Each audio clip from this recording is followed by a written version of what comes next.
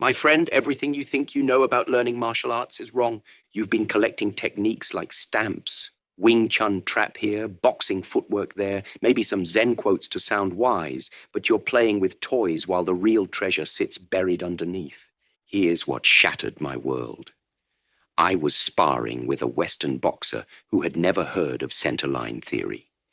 Yet every punch he threw followed centerline principles perfectly. Then I fought a fencer who knew nothing about Wing Chun's simultaneous attack and defense, but every move he made was simultaneous attack and defense. That's when it hit me. These weren't different fighting methods. They were different languages describing the same physical laws. Gravity doesn't care if you call it ki sinking or lowering your center of mass. Leverage doesn't change whether you learned it in a Shaolin temple or a wrestling gym. The human body operates by the same biomechanical principles, whether you're Chinese or American. So I stopped learning martial arts and started excavating the laws that make all martial arts work. Every technique became a clue. Every tradition became an archaeological site. I wasn't collecting moves anymore. I was hunting the fundamental principles that every effective fighter discovers, whether they know it or not. Here's what I found buried beneath centuries of cultural decoration. There are maybe 24 core principles that govern all effective combat. Everything else is just cultural packaging. Distance, timing, leverage, balance, momentum, structure. These don't belong to any style. They belong to physics. Today, I'm going to show you how to dig beneath the surface of any knowledge system and extract these universal laws, because once you see them, you'll never be imprisoned by any single tradition again.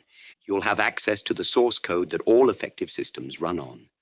The first archaeological tool I developed came from growing up between two worlds that were supposed to be enemies. In Hong Kong, my Wing Chun Sifu taught me that all attacks must follow the center line, the shortest path between you and your opponent's vital targets. This was ancient Chinese wisdom, passed down for generations. Then I moved to America and watched boxers who had never heard of centerline theory.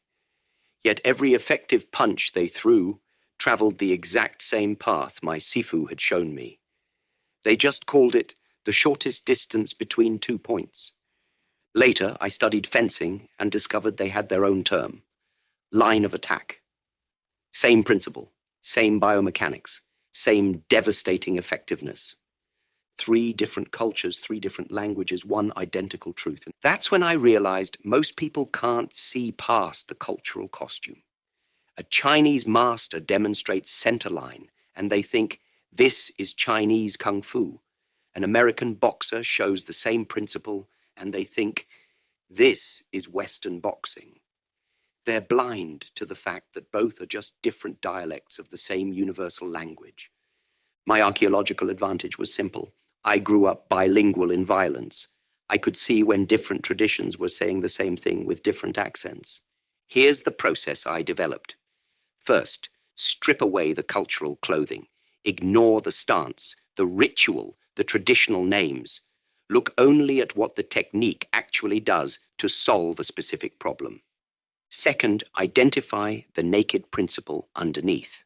Not the Wing Chun version or the boxing version, the physics version. What law of biomechanics is being exploited here? Third, test if this principle works regardless of cultural packaging. Can a Wing Chun student use boxing footwork? Can a boxer apply fencing distance management? If the principle is real, it should translate across all contexts. Fourth, translate it into your own cultural language. Don't try to become Chinese to use Wing Chun principles. Don't pretend to be European to apply fencing concepts. Extract the principle and express it through your own body, your own background, your own natural movement patterns. This cross-cultural translation became my secret weapon. While other martial artists were trapped inside single traditions, arguing about which style was superior, I was collecting universal principles that worked for any body type, any cultural background, any fighting situation. The principle doesn't care what language you speak. It only cares whether you understand what it's actually saying. The second tool came from a revelation that shocked me. Most martial arts instruction is just choreographed theater. When I started acting in Hollywood, I learned the difference between looking like you're fighting and actually fighting. On camera, everything had to be clean, visible, dramatic. Real fighting is ugly, fast, and often invisible to the audience. But here's what horrified me. I realized that most martial arts schools were teaching the movie version. Beautiful forms, perfect demonstrations, techniques that looked impressive but crumbled under real pressure. I developed what I call the actor's truth test. Every technique, every concept, every piece of knowledge has to answer 4 brutal questions. First, can you do this under pressure or only in demonstration? I watched masters perform flawless techniques in class, then fall apart completely when someone actually resisted. If your technique only works when your partner cooperates, you're not learning fighting, you're learning dance. Second, does this technique serve you, or are you serving the technique? Too many martial artists become slaves to perfect form. They spend so much energy maintaining the correct posture that they have no power left for the actual purpose. The technique should make you more effective, not more constrained. Third, would this work against someone trying to hurt you? Not someone playing by your rules, not someone respecting your tradition, someone who wants to damage you and doesn't care how pretty your response looks. I tested everything this way. That fancy spinning kick looks amazing in movies. Try it against someone who wants to take your head off. You'll find yourself on the ground wondering what happened. Fourth, is this knowledge alive or just a memorized pattern? Living knowledge adapts. It responds to new situations. It grows stronger under pressure. Dead knowledge just repeats the same movements regardless of what's actually happening. This test destroyed about 90% of what I had been taught. Painful, absolutely. But what remained was pure gold, techniques and principles that worked whether the cameras were rolling or someone was actually trying to hurt me. The actor's training taught me that truth and performance are often enemies. If you want to look good, you make different choices than if you want to be effective. Most people choose looking good because it's safer for the ego. But effectiveness doesn't care about your ego. It only cares whether you can deliver results when everything is on the line.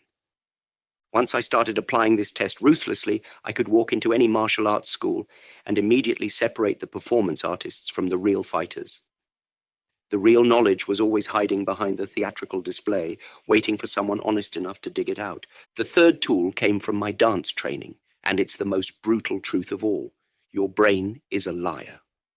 I could teach you the cha-cha steps in 5 minutes. You'd understand the pattern perfectly, know exactly where your feet should go, when to turn, how to lead. But put you on a dance floor with music playing and a partner in your arms, and you'd stumble like a drunk.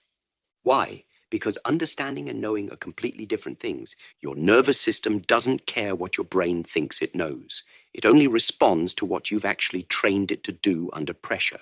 This is why most martial artists can explain their techniques beautifully, but can't use them when someone's trying to punch them in the face. Here's my verification process. First, intellectual understanding. You grasp the concept mentally. Second, physical practice. You train the movement slowly, safely, with cooperation. Third, pressure testing.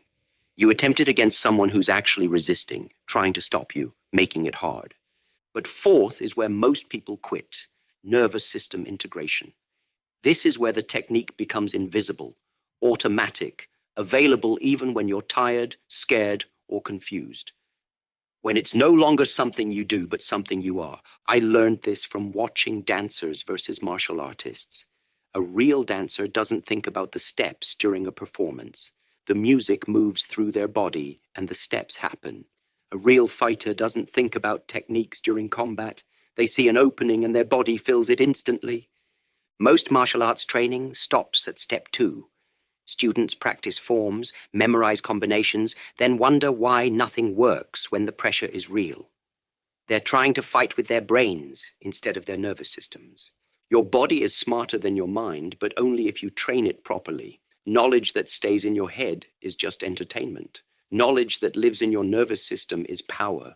Now we dig deeper, and here's what I discovered that will shake your faith in tradition. Most ancient wisdom is actually cultural garbage that accumulated over centuries. Picture this. Some brilliant fighter 300 years ago develops a devastating technique. It works perfectly. Then his students add some ceremony to honor their teacher. The next generation adds philosophical explanations to sound sophisticated. The generation after that creates formal stances to look more traditional.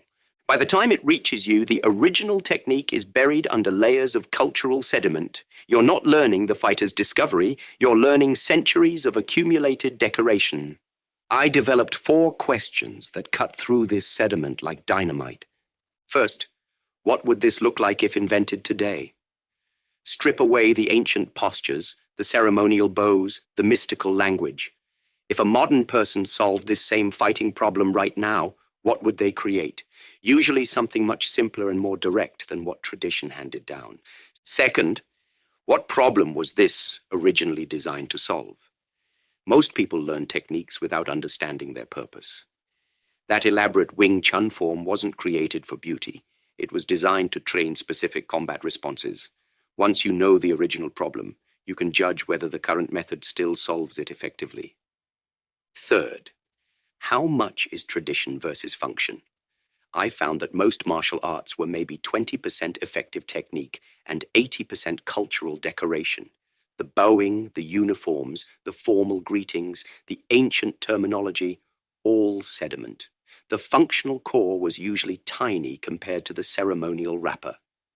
Fourth, what happens if I remove the ritual and keep only the purpose?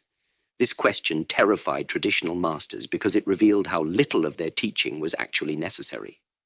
Remove the horse stance ceremony, keep the leg conditioning. Remove the formal salutations, keep the respect for training partners. Remove the mystical explanations, keep the practical principles.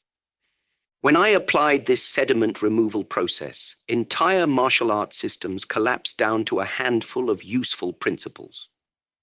Techniques that took years to master traditionally could be learned in weeks once you removed the cultural interference. The most shocking discovery: the older the tradition, the thicker the sediment.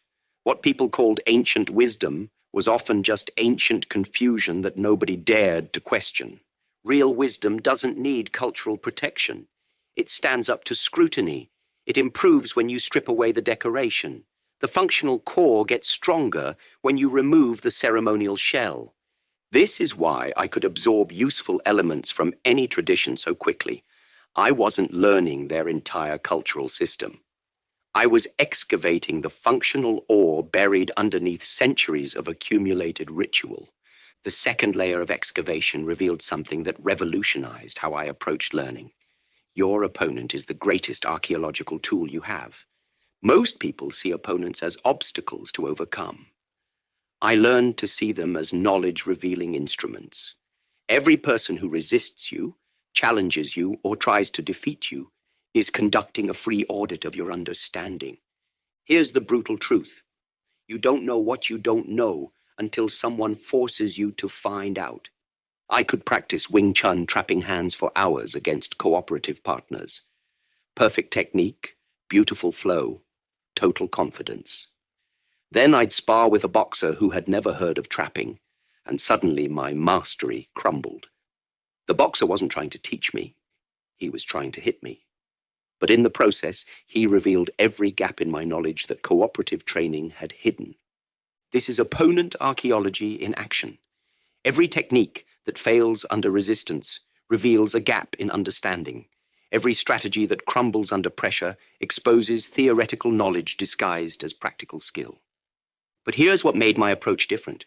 I started deliberately seeking out different types of opponents, like an archaeologist, choosing different excavation sites. Fight a wrestler. Discover your takedown defense doesn't exist. Fight a southpaw. Realize your footwork only works against orthodox fighters. Fight someone much taller. Find out your distance management is pure fantasy. Fight someone much shorter. Learn that your techniques only function at your preferred range.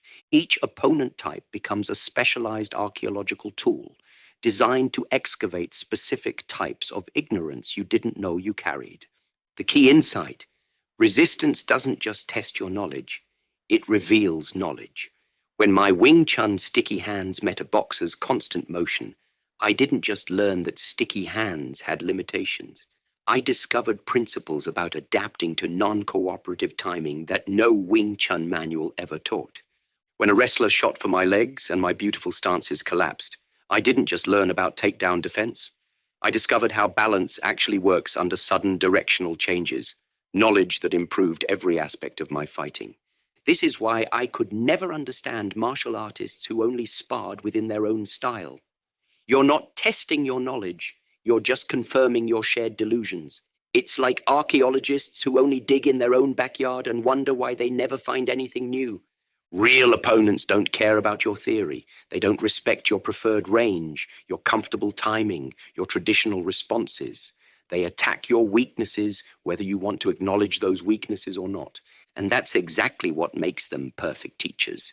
They force you to evolve beyond your current limitations, because staying within those limitations means getting hit, thrown, or submitted. The opponent becomes your research partner in discovering what actually works versus what you hoped would work. Every sparring session becomes an archaeological expedition into the depths of your own ignorance. And this is why I sought out fighters from every possible background, not to prove my style was superior, but to let each tradition conduct its own audit of my understanding and force me to discover knowledge I never knew I needed. The deepest archaeological layer requires understanding something most fighters never consider.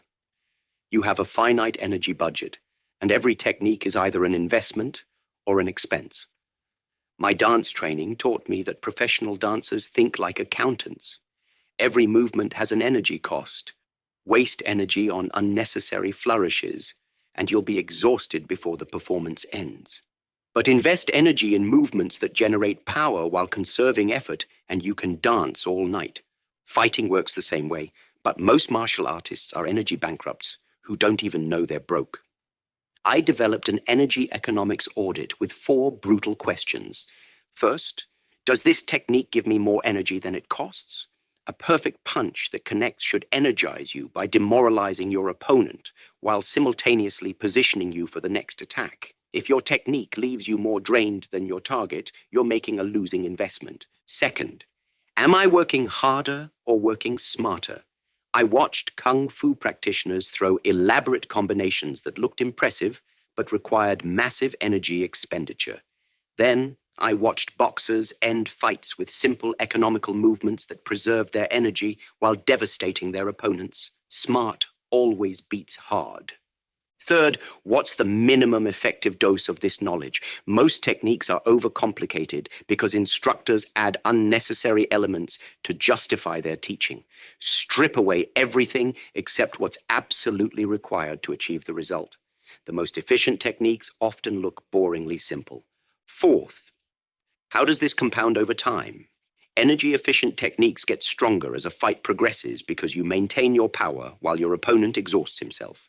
Energy-wasteful techniques create debt that compounds. You get weaker with each exchange while your opponent gets relatively stronger. This audit destroyed most of what I had learned. Those beautiful flowing combinations, energy expensive, those elaborate defensive sequences, bankruptcy in motion, those traditional stances that required constant muscular tension, pure waste. What survived was shocking in its simplicity. The most effective techniques were usually the most economical. They accomplished maximum results with minimum energy investment, leaving you stronger for the next exchange instead of weaker. True knowledge should make you more efficient, not more complicated. False knowledge burns your energy budget on theatrical displays that drain your power without delivering proportional results. This is why efficiency became my religion. Not because simple techniques are easier to learn, but because energy efficiency is the ultimate test of whether knowledge is genuine or just expensive decoration. Now comes the synthesis. And here's where my ballroom dancing gave me an insight that revolutionized how I combined techniques. Logic lies, but rhythm tells the truth. Most martial artists try to connect techniques like engineers building bridges. They think, after this punch, logically I should throw this kick. But logic ignores timing, breath, momentum, and the natural flow of energy through your body. Dancers know better. When I learned the foxtrot, my instructor never said, logically, After the sidestep comes the promenade. She said, feel the music, let the rhythm carry you from one movement to the next. The transitions happened naturally because they followed the musical structure, not logical planning. I realized fighting has its own music, the rhythm of breathing, heartbeat, tension and relaxation, advance and retreat. Techniques that flow with this natural rhythm feel effortless. Techniques that fight against it feel forced and drain your energy. Here's my rhythmic integration process. First, find the natural rhythm of each technique. Every punch, kick, throw, or defensive movement has its own internal tempo. A jab is quick and sharp, like a staccato note. A hook follows a longer circular rhythm. You can't force them to follow the same beat. You have to understand their individual musical signatures. Second, identify connection points between different systems. This isn't about logical compatibility, it's about rhythmic compatibility. I found that Wing Chun trapping flows beautifully into Western boxing combinations, not because they're logically similar, but because their rhythms complement each other like instruments in an orchestra. Third, test combinations under flow, not static positioning. Most martial artists practice combinations like they're learning dance steps, slowly, statically, with pauses between movements. But real rhythm only emerges under continuous motion. You have to test whether techniques actually connect when your body is moving dynamically. Fourth, let rhythm reveal which combinations are natural versus forced. Your body knows the difference even when your mind doesn't. Natural combinations feel like you're being carried by momentum. Forced combinations feel like you're fighting against your own energy flow. This is why I could integrate techniques from completely different martial arts so seamlessly. I wasn't trying to make logical sense of how Wing Chun and boxing should work together. I was listening to their rhythmic patterns and finding where those patterns naturally harmonized. A Wing Chun Pak Sao flows into a Western boxing cross because their rhythms are complementary. The redirecting motion of the Pak Sao sets up the linear explosion of the cross. Not because it makes logical sense, but because it follows the natural musical structure of combat. Most fighters sound like amateur orchestras, each technique fighting for attention, creating noise instead of music. But when you understand rhythmic integration, your combinations become symphonic. Each technique enhances the others, creating something more beautiful and more powerful than any individual movement. The rhythm doesn't lie. If a combination feels awkward, forced, or energy expensive, it's because you're fighting the natural music of movement. But when you find combinations that flow with the rhythm, fighting becomes as natural as dancing to your favorite song. The second synthesis principle shattered my understanding of conflict. What looks like opposition is often just reflection. I was sparring with a Tai Chi master and a karate champion on the same day. The Tai Chi master moved like water, soft, yielding, redirecting my force back at me. The karate champion moved like a hammer, hard, direct, smashing through my defenses. They seemed like complete opposites. Soft versus hard, yielding versus aggressive, internal versus external. I thought I was learning two different approaches to fighting. Then I realized they were both solving the exact same problem. How to neutralize my attack while creating an opening for their counterattack. They just approached it from opposite sides of the same mountain. The Tai Chi master redirected my force and used my momentum against me. The karate champion absorbed my force and overwhelmed it with superior power. Different methods, identical result. My attack failed. Their counterattack succeeded. This is the mirror principle in action. Opposing styles often reflect the same fundamental truth from different angles. Watch soft styles versus hard styles. Soft styles solve the problem of incoming force by yielding and redirecting. Hard styles solve the same problem by meeting force with superior force. But both are solving the force equation. They just choose different mathematical approaches to the same calculation. Linear movements versus circular movements. Same truth, different geometry. A straight punch takes the shortest path to the target. A circular punch takes the path that avoids the opponent's defenses. Both seek to deliver force to target while minimizing the opponent's ability to stop them. Internal methods versus external methods. Different focusing mechanisms for identical power. Internal styles develop power from breath, relaxation, and whole body integration. External styles develop power from muscle conditioning, structure, and aggressive training. But power is power, regardless of how you cultivate it. Individual training versus collective training. Opposing philosophies producing similar results. Some systems emphasize solitary practice, forms, meditation. Others emphasize partner work, sparring, group dynamics, but both aim to develop skill, timing, and fighting ability. The breakthrough came when I stopped seeing these as contradictions and started seeing them as complementary perspectives on universal principles.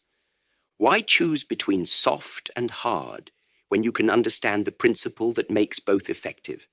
Why argue about linear versus circular when you can recognize the timing and distance principles that make both succeed?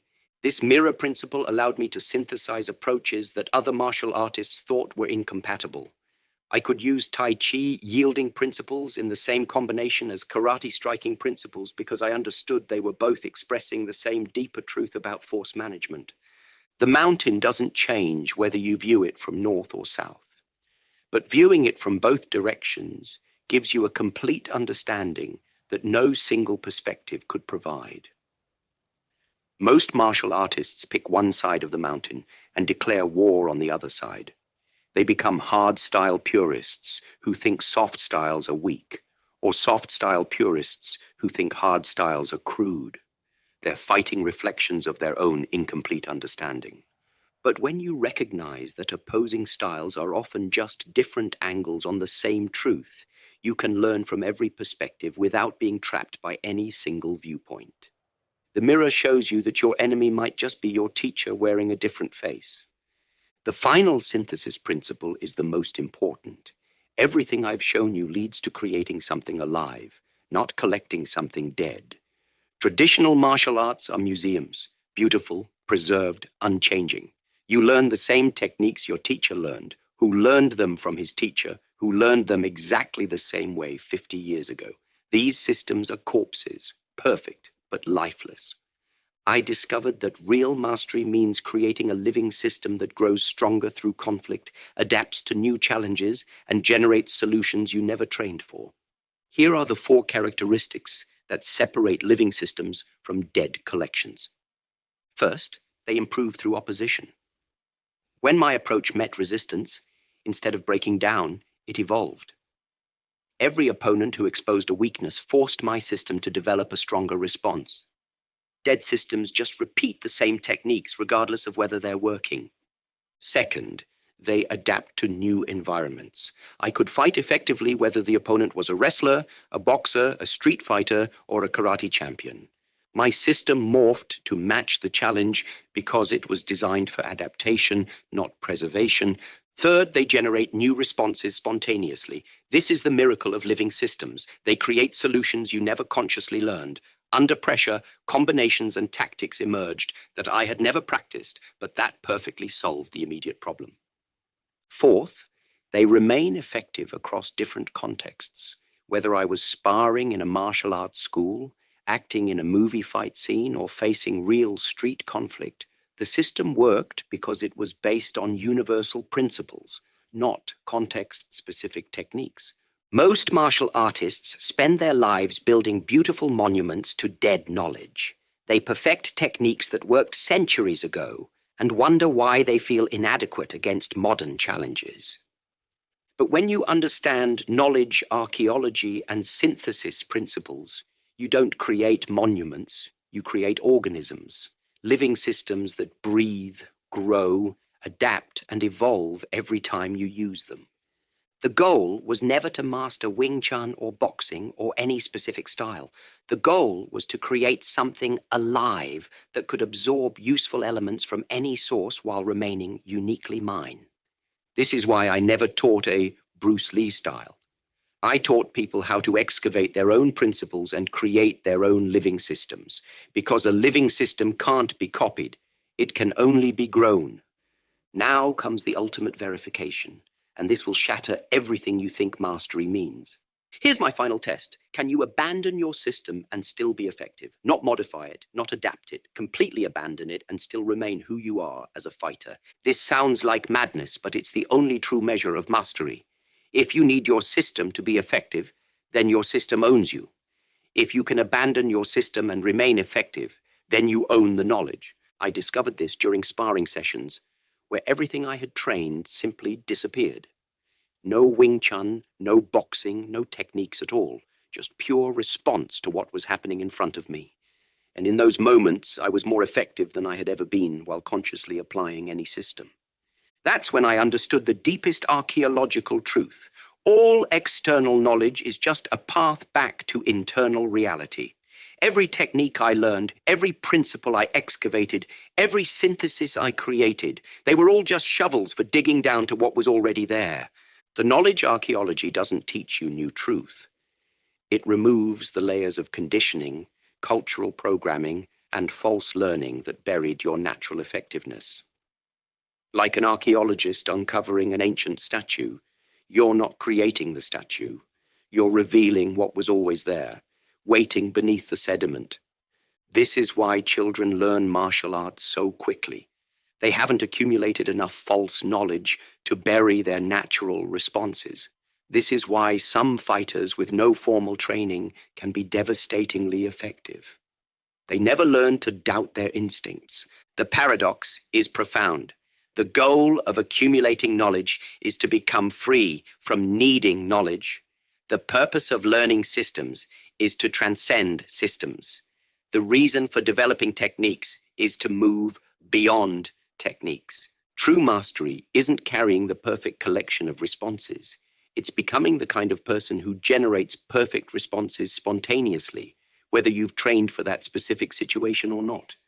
When you've excavated deep enough, you discover that the principles you've been seeking externally were actually internal laws you were born knowing. Efficiency, timing, balance, distance. These aren't concepts you learn. They're aspects of intelligence you uncover. The archaeological dig ends when you realize you were never learning anything new. You were just remembering what you had temporarily forgotten. My friend, I don't collect techniques. I excavate principles. I don't absorb knowledge. I uncover what was always true, then let it live through me. And when you reach that depth in your own excavation, you'll discover that you don't need to become like Bruce Lee. You need to become completely yourself, because that's where the real knowledge was hiding all along.